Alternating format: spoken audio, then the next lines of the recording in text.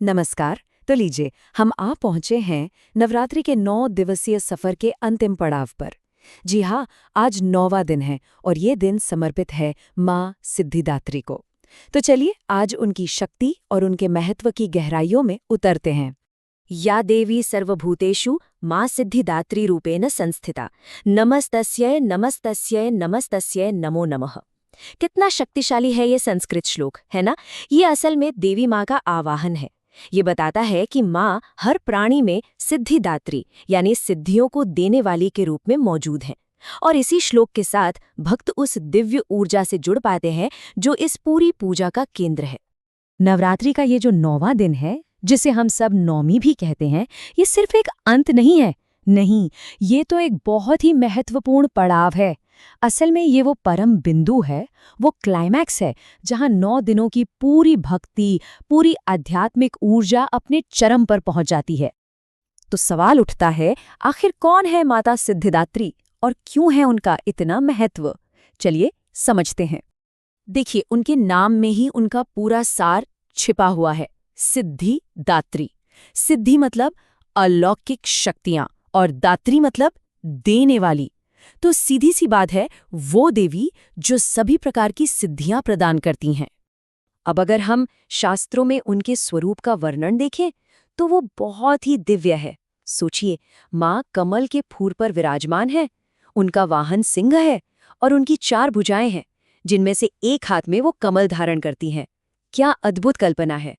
और जानते हैं, ऐसा माना जाता है कि माँ सिद्धिदात्री अपने भक्तों को 8, जी हाँ, 8 प्रमुख महासिद्धियां प्रदान कर सकती हैं। अब ये कौन सी सिद्धियां हैं? चलिए देखते हैं। मार्कंडेय पुराण में इन 8 महान सिद्धियों का जिक्र मिलता है। ये हैं अणिमा यानी एकदम छोटा हो जाना, महिमा मतलब बहुत विशाल हो जाना, गरिमा यानी असीम भारी हो जाना, और लघिमा मतलब बिल्कुल भारहीन हो जाना। फिर आती है प्राप्ति, प्राकाम्य, ईशित्व और वशित्व। सोचिए, ये सिद्धियां साधक को प्रकृति के नियमों से भी परे ले जाती हैं, ब्रह्मांड पर महारत हासिल करने की क्षमता देती हैं। कमाल है। अब बात करते हैं उनकी कथाओं की। 2 ऐसी प्रमुख पौराणिक कथाएं हैं जो उनकी अपार शक्ति और महत्व को दिखाती हैं। एक बहुत ही दिलचस्प पौराणिक कथा है। कहते हैं कि भगवान शिव ने माँ सिद्धिदात्री को प्रसन्न करने के लिए बहुत ही कठोर तपस्या की थी, और जब माँ उनकी तपस्या से प्रसन्न हुई तो उन्होंने शिव जी को वही 8 महासिद्धियां वरदान में दे दी। और बात सिर्फ यहीं खत्म नहीं होती। देवी पुराण में तो यहाँ तक कहा गया है कि ये माँ की ही कृपा थी कि भगवान शिव का आधा शरीर देवी का हो गया, और तभी से वो अर्धनारीश्वर के पूजनीय रूप में जाने गए। आधा पुरुष आधी स्त्री एक ही शरीर में।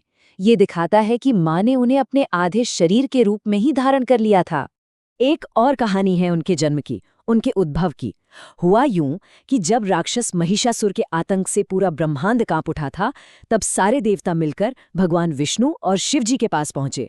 तब सभी देवताओं से एक दिव्य तेज निकला, एक डिवाइन एनर्जी, और उस सारी ऊर्जा ने मिलकर माँ सिद्धिदात्री का रूप ले लिया। सोचिए, सभी देवताओं की सम्मिलित शक्ति। तो ये तो हुई पौराणिक कथाएं। अब कथाओं से हटकर थोड़ा पूजा विधि पर ध्यान देते हैं। आखिर नवमी के दिन भक्त उनकी पूजा करते कैसे हैं? माँ को प्रसन्न करने के लिए भक्त कुछ खास चीजें अर्पित करते हैं, जैसे वस्त्रों में लाल रंग, खासकर लाल चुनरी। फूलों की बात करें तो कमल, चंपा और गुड़हल चढ़ाए जाते हैं। और भोग में हलवा, पूड़ी, चने और दूध से बनी मिठाइयाँ उन्हें बहुत प्रिय हैं।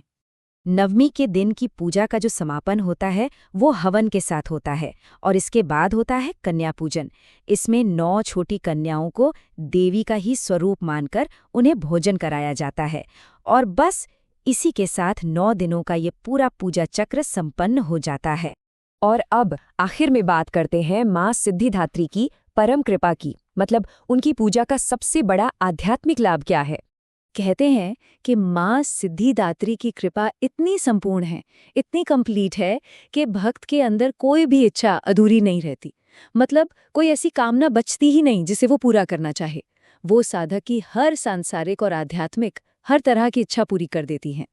तो उनकी आराधना का जो सबसे बड़ा और आखिरी लक्ष्य है वो है मोक्ष। और देखा जाए तो मोक्ष ही तो सबसे बड़ी सिद्धि है।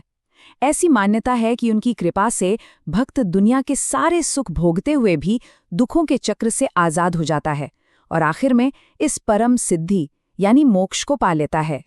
और ये हमें एक बहुत ही गहरे सवाल पर लाकर छोड़ देता है। सोचिए, जब किसी की सारी इच्छाएं, सारी कामनाएं पूरी हो जाएं, तो फिर बचता क्या है?